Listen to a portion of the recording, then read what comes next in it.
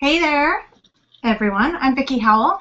I am a designer and a TV host and an author, but most importantly today, I am the creativity spokesperson for Yarnspirations.com. Welcome to our very first sort of summer camp, virtual camp to make a project. And today we're going to be making a kind of funky necklace. You can see there's a pink one here, and I have a turquoise one here. And this is just sort of an avant-garde piece, kind of fun. It's made with arm knitting in the I-cord fashion, which is a little bit different. And if you weren't really into arm knitting for garments, but even big scarves or anything, it's still kind of fun to play with for a piece like this because you can stick this on with a t-shirt and it's definitely a statement piece. Or it's really fun if you're going to have, if you have kids and you want to do a slumber party project. This is great for it, or even your girlfriends, a little wine and a quick project that everyone can do. So we're going to get started and we're going to make the whole thing here today. I am here in my home studio in Austin, just like a real studio. It's 1,000,000 degrees with, with both Austin heat and lights, so bear with me if I'm glowing. And so we're going to get started right away. So what you need is several yarns. We suggested quite a few. But the great thing about this project is you can kind of just use whatever scraps that you have on hand. So I suggest for this, I'm really into the whole like pop color / neutrals together things, but you could use whatever color combinations you want, obviously. I'm going to be using some Bernat Softy Chunky, Bernat Soft Boucle, and then I believe that on our list we said Bernat roving. I realized that I have Peyton's roving. Either will work in any color that you want. And then I'm going to use a pop color. And I think that I'm feeling a little of the kind of chartreusey green. So I'm going to do that. The other supplies that you're going to need to sort of have at the ready are scissors, some form of ginormous yarn needle. In a pinch, I've used a pipe cleaner, really just anything that has a big enough hole to fit several strands of yarn through that. Then you're going to need some wire, jewelry wire. The gauge doesn't really matter, just as long as it's malleable enough that you can wrap it, and I'll show you how to do that later. We're going to be using some jewelry pliers. Mine are the little bendy kind. I'm sure there's a better name for that than that, but it doesn't really matter. Some wire cutters. If you had some old kitchen scissors, those would work too. Just don't use Mom's good scissors. And then some macrame beads. I'll talk a little more about that in a bit. Measuring tape or rulers. Got my little jar full of them here. And I think that's it. All right, so I'm ready. Hopefully you're ready. So let's get started. So the great thing about arm knitting is that there's no gauge, and if you're a knitter or a crocheter, you know that means that how many stitches you get per inch based on the size needle you use or hook you use and how thick the yarn is. Because we're using our arms, we all have different size arms, so you can't really create projects where the stitch is going to be exactly the same, you know, or you can standardize it. That also means that you can add and take away as many yarns as you want, and it doesn't have a huge effect. I think that arm knitting looks best if you use loads of yarns or super thick yarns. So the directions call for 4 yarns of different types, and I like to use 4, but then I like to actually double a couple to even do 6. There are 6 strands in this one, just because I doubled the Softy Chunky, and it looks like I might have doubled the roving too. So 4 to 6 strands, it doesn't matter at all.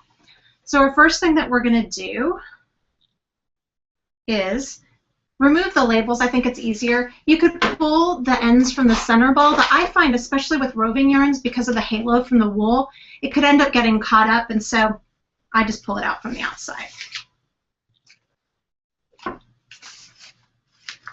So you're going to grab your yarns, and I think I'm going to use this white you can kind of just hold them together. I like different shades of neutrals. So I actually think that, I thought I was going to go gray, but I think I'm not. I think I'm going to do several, ooh, this is tough. I think I'm going to do several shades of sort of that same cream and white color. And then I'm going to have my pop of color. So you're going to grab your yarns, and like I said, pull them from the sides, and you're going to hold them together as if they were one yarn. So I've got two here. I keep going back and forth about whether or not to use taupe or gray for my next one. We'll see. We'll figure it out.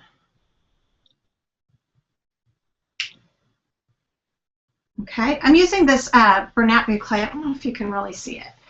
And I like to add in any of these necklaces a yarn that has a little texture because it adds another dimension to the necklace.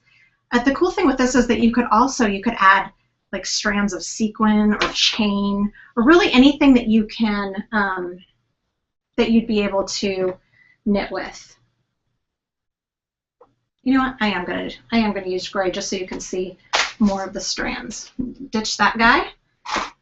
1, 2, 3, 4. So I think I'm going to use these 4, and then I might go with 2 strands of my sheepish yarn.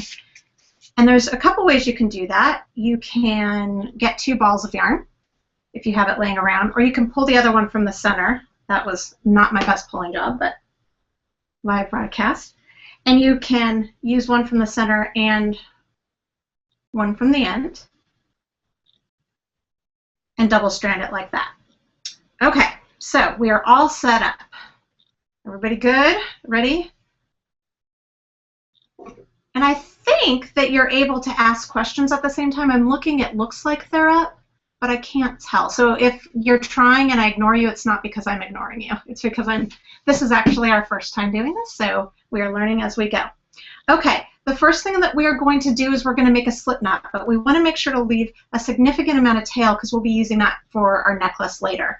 About 10-ish inches, it really doesn't matter, I just eye it. And then you're going to make a slip knot. To make a slip knot, I'm going to turn it around so it's your perspective. You're going to make a loop-de-loop or a cursive E, and you'll see the yarn that's on top you want to take and you want to push through the bottom of that loop so that it comes up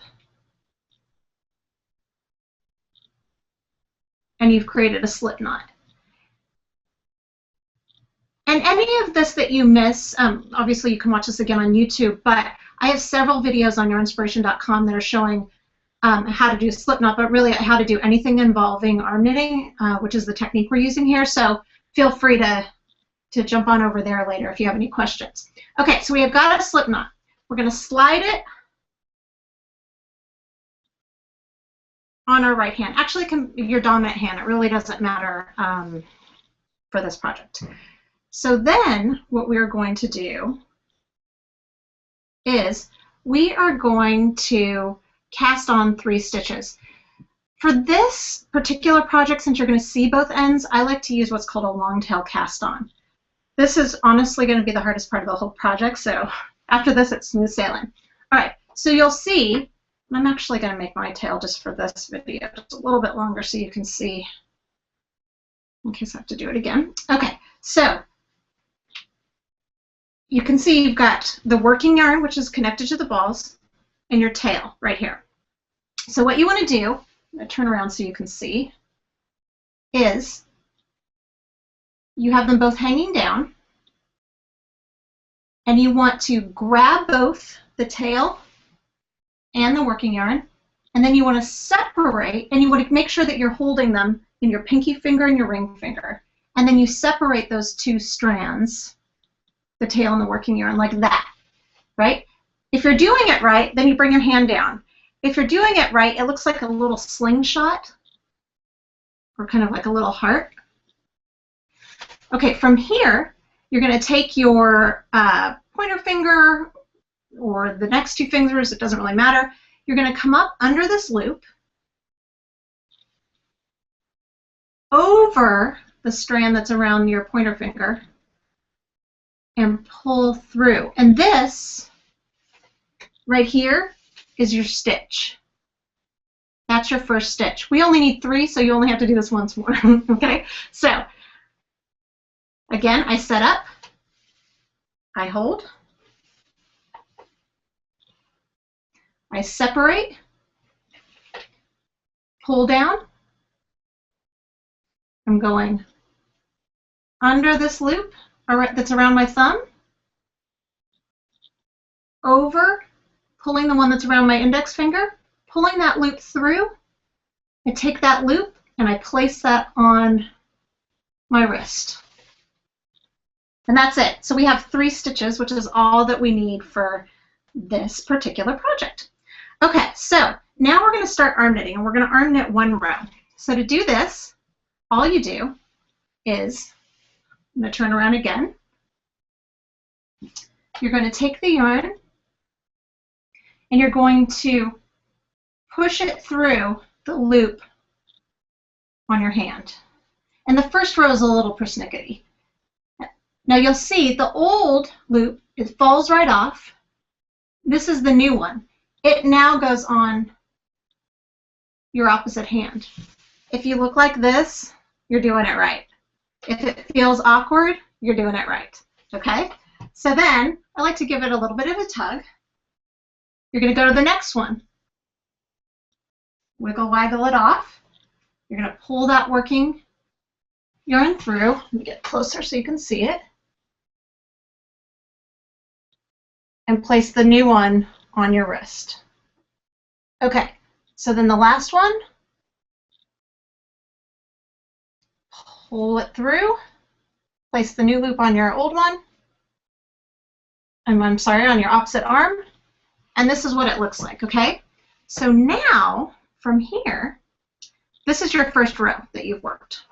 Let's see if I can get kind of at an awkward angle, but okay, so now from here, what you do, this is I-cord. So an I-cord, instead of laying flat like a normal piece of fabric would, it curves around. And how that's achieved is by taking the working yarn and pulling it across. So what you need to do is you need to transfer all of these stitches that are on my left hand or whatever, or your non-dominant hand, and you need to bring them back over to your dominant hand or your right hand, either one. Okay?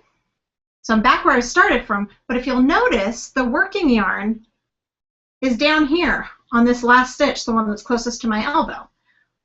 What's going to happen is we're going to knit again, but because we're bringing this working yarn around here, it's going to cause the fabric to turn into a tube. So, doing the same thing that I did last time, I'm going to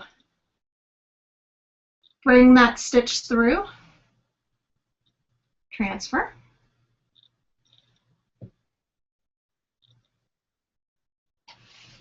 wish I had a better angle for you. Okay, bring the old yarn through, transfer, and the last one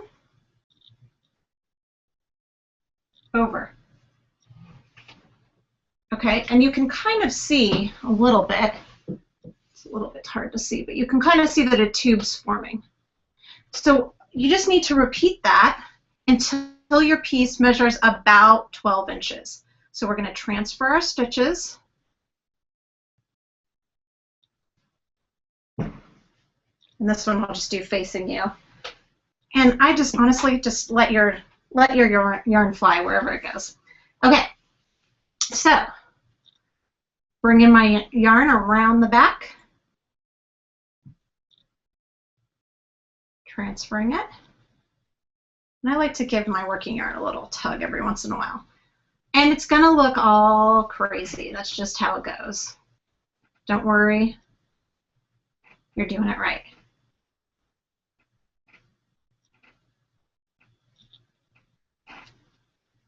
Okay, so you can see I've only done 3 rows, and I would be willing to bet that I'm probably halfway there.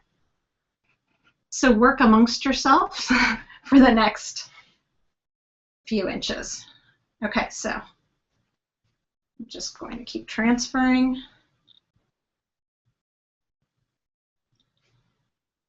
And you could just keep adding, you could do this again with all kinds of different materials. This is a great way to use up your stash.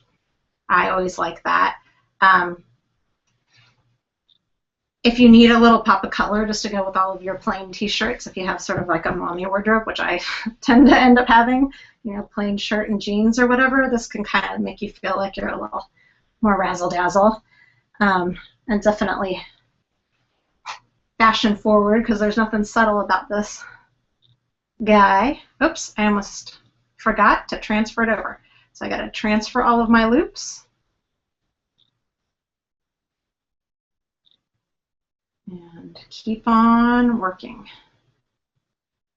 And if you're making this along with us, or even if you decide to bookmark this and make it later, please, please, please make sure and share pictures. I love seeing people's finished objects. I know the Yarnspirations team would love to see it.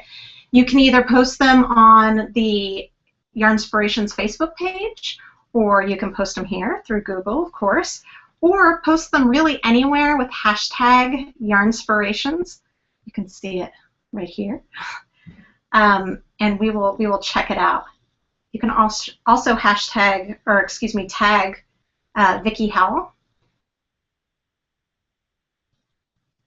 because we would love to see them. Okay, I think I'm getting pretty close. And again, you know, because this is your design, it can be, I might have even gone crazy. That might even be too long.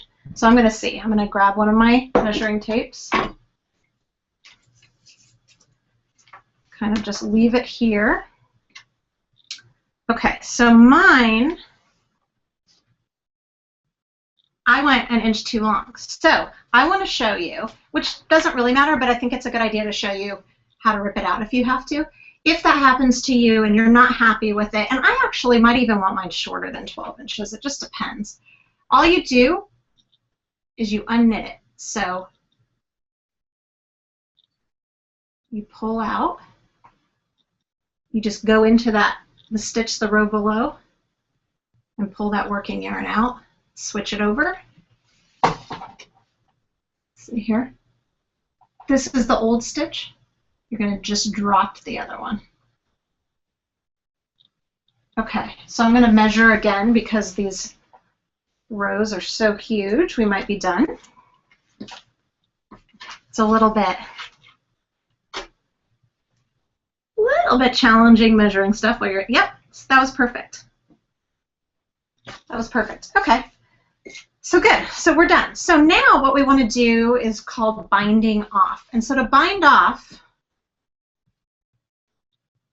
we're still working in I-cord, so we've got our stitches transferred back to our dominant hand, and we're going to just work 2 stitches the same way that we did before. 1,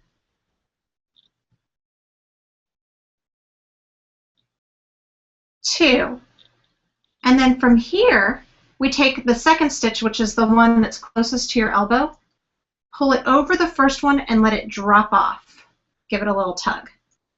Okay, that's 1 stitch already bound off. So then you're going to knit that last stitch, place it on your non-dominant hand, so now you have 2, and then you want to take the second stitch, let it fall off the first, give it a tug. And then you want to leave yourself a long tail. Just kind of eyeball it, snip it. You can ditch yarn now, make some room. And you'll have this 1 stitch that's still on your arm, and you just want to pull it all the way through. All right, so this is your piece. Let me hold it up for you so you can see. There you go. It's got kind of this cool, I mean, it's very caterpillar-y. Who are we going to kid? But it's really cool and funky, and I think will be just what I was looking for. Okay, so the next thing to do, we're done with our knitting now. Now we're going to move on to the actual necklace portion of it. The first thing I like to do, and this is just an aesthetics thing, is I like to tie just a regular knot close to the end. I just think it adds another feature and it kind of cleans it up a little bit. Just a regular knot, kind of as close as you can. Doesn't really show, but just one of those tiny details that I personally like. Okay, so tie the knot, kind of push it down. Okay, so I'm going to set this aside for a second, and we're going to talk beads. You could technically use any bead that you'd like. The challenge is that so far the only beads that I've found that really have a hole big enough are macrame beads. If you made your own beads, I guess if you were doing like, if you were making your own wooden beads, or you could take a Dremel and maybe open up the beads more, you might be able to get away with it. But this has worked best for me. The challenge is that they only come in so many colors, like different shades of brown. And earthy is cool. I mean, honestly, like I think that using a brown on this would be actually kind of boho chic and kind of cool. But, and then there's like some lighter browns. But, you know, why should I start being subtle now? I've been really into gold. And for the necklace that I made earlier, the one that's on the website, I actually just spray painted them with primer and then spray painted them with gold paint. And I have to say I wasn't super thrilled with the outcome. I don't know if you can see. You may not be able to see, but it's not super smooth. Even sanding it, it didn't take the paint very well. I'm sure there's a fancy painting technique, spray painting technique that I did not do. But, I mean, it did the job. It was fine, but wasn't as great. What I did find that works awesome, though, super awesome, is gold leaf, liquid leaf. The brand doesn't matter. Just you can get it at your local craft store. It's a little more hardcore than paint. So you definitely, if you're a kid, I would definitely make sure that it's coolio with your parents. Make sure that you're in a well-ventilated area. Maybe you want to do that anyway. But it looks beautiful. Oops, it paints right on. I didn't even prime these, and they're like perfect. Anyways, just a little tip. So we've done that. We're going to take the largest needle that we can find that will also go through the bead. I think I have a couple yarn needles here. You can get these at any craft store. I think this one looks like it might be bigger.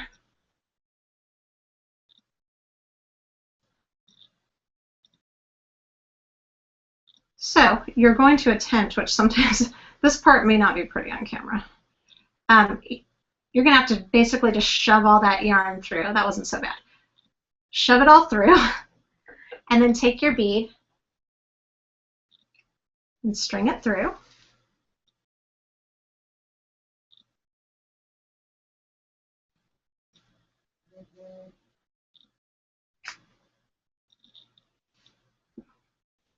I went a little too crazy farther.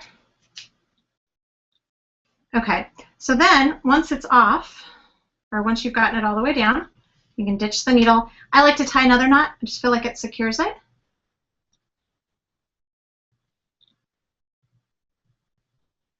You can see it's on there. And then you're going to repeat that for the other side.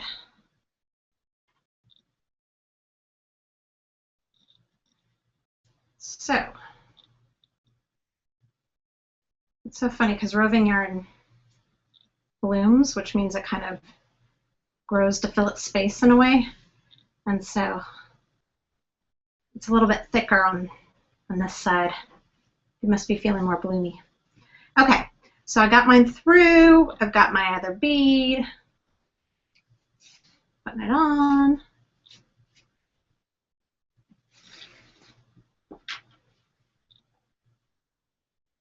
Tie just a regular plain old knot.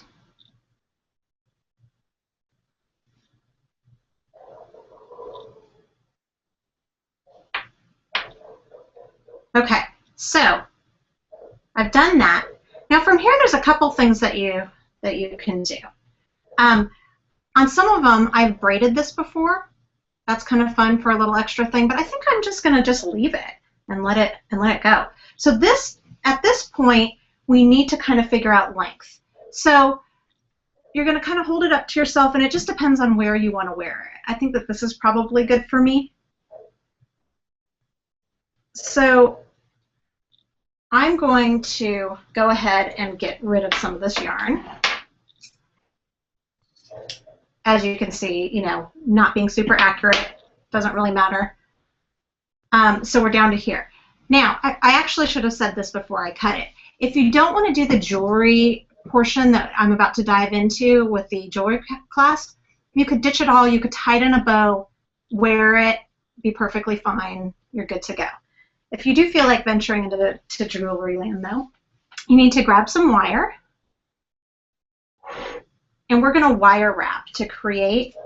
What we need is we need something to hold our little O-rings that we have. You can see these are the ones that I'm using. Size doesn't really matter, just as long as it works with whatever whatever clasp you've chosen. The clasp doesn't matter either, whatever kind that you'd like to use. So then you're going to hold your strands together and just about, I'd say about an inch down, you're going to take it and you're going to pinch it and just wrap it around.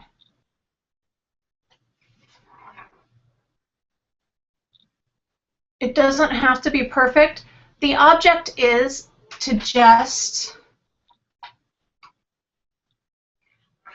get all of the yarn to stay together, to be held together. And then also what it's doing is it's giving you, it's creating something that'll hold your O-ring. They make these great like ribbon crimping findings, but they are really hard to find in a big enough size at a regular craft store. I mean, you could order them specialty if you wanted to, but we were really hoping to make this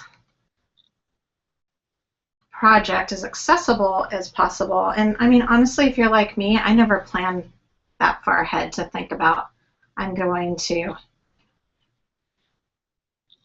you know, need a specific size of jewelry finding to go with whatever I'm making.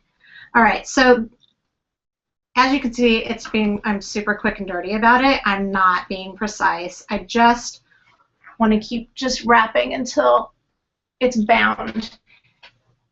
And I am going to just trim the excess off. But actually, no, but I'm just going to trim the excess off. Okay. Before I snip this, though,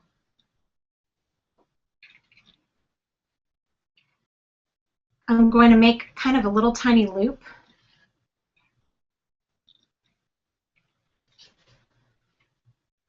Can you see that? Oh, it's not all that little, but it could be. And then I'm going to do another wrap around, wrapping over the loop. I don't know if you can see that. But I'm just wrapping, I'm going over that loop. And I just saw a question pop up asking if we knot both ends. Yes, you do knot both ends, just because it looks nice if they're symmetrical in this case. Okay, so once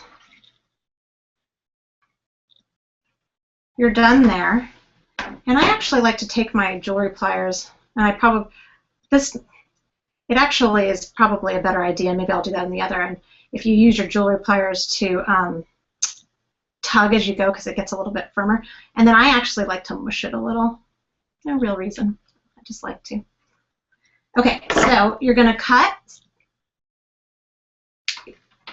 Use your jewelry wire cutters. And then just mush down that last piece. Make sure you get it nice and buried so it doesn't scratch you.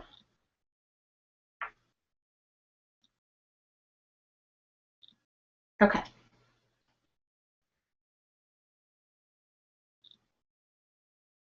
All right. So we've got that loop on. And it's definitely, I mean, this is not like the, you know, holy beacon of like jewelry beauty. This is kind of quick and dirty, but it adds, I think it adds another sort of kind of quirky avant-garde aspect to it. And I really like how every piece is going to be different that way because it's not uniform at all. So then you're going to slip your O-ring, open it if it's not already opened, and place it on there, and then close it.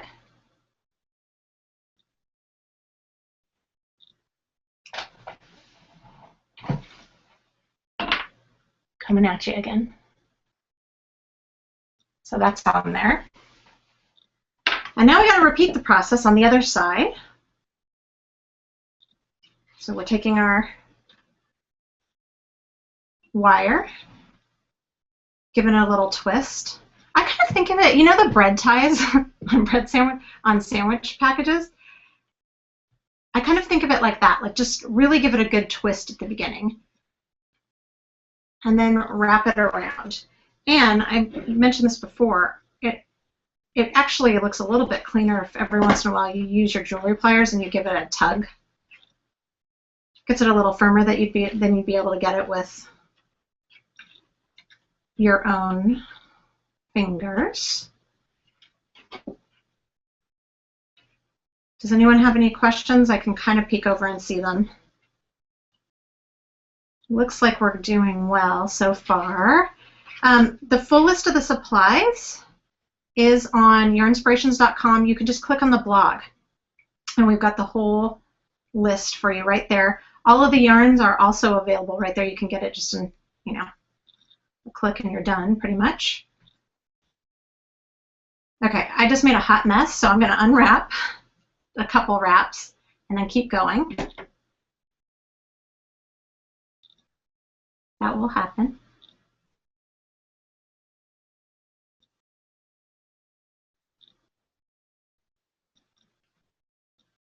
Oh, I forgot to mention you can tag us on Pinterest too. It's at Yarnspirations or at I am Vickie Howell. Wherever you post your pictures, we want to see them. And later, I will feature those pictures somewhere. I'll talk to the Yarnspiration peeps and we'll figure that out. That would be super fun. Okay, so I'm to the point where I'm going to cut off the ends.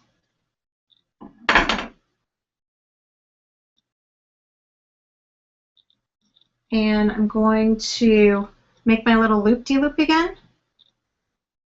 So just a tiny little loop.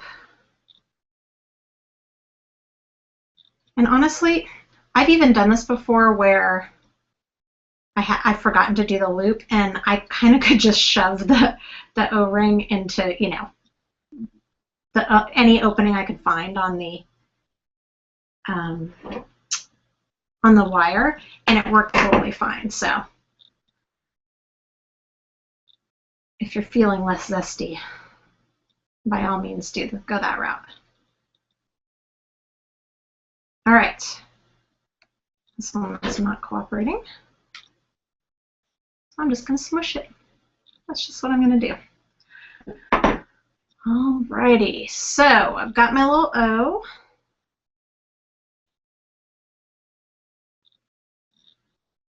That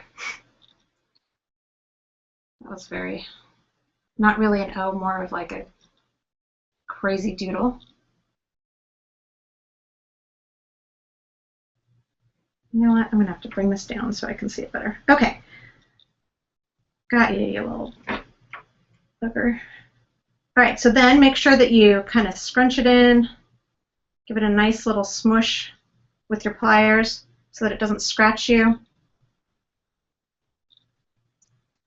You could also skip this if you still want to do a clasp, and you could probably tie, like if you found some really large O-rings, you could probably just tie them on. Or like I said, you could skip it completely and just do the bows. Okay, so I got that one on. I'm putting my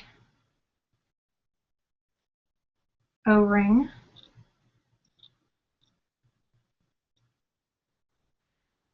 on. And I'm closing it up. Okay, so we only have one more step. It's pretty exciting. And by the way, if you like this, please let us know. If there's something that would work a little better for you, let us know. Keep in mind, we're working off of webcams, so, and there's only one, so there's not going to be any awesome, you know, editing action or close-in shots. But if there's any more information you'd like, then that would be great. Oh, you know what I should have done before I close this? I should have put the clasp on. So I'm using, here's the clasp I'm using. You see it? This is probably easier. For this one, I'm using this kind of clasp. I've used barrel clasps before. This is a lobster clasp. I think that's what they call these. Doesn't matter. I like a little bit bigger of a clasp just because I think that the scale works better with this project, but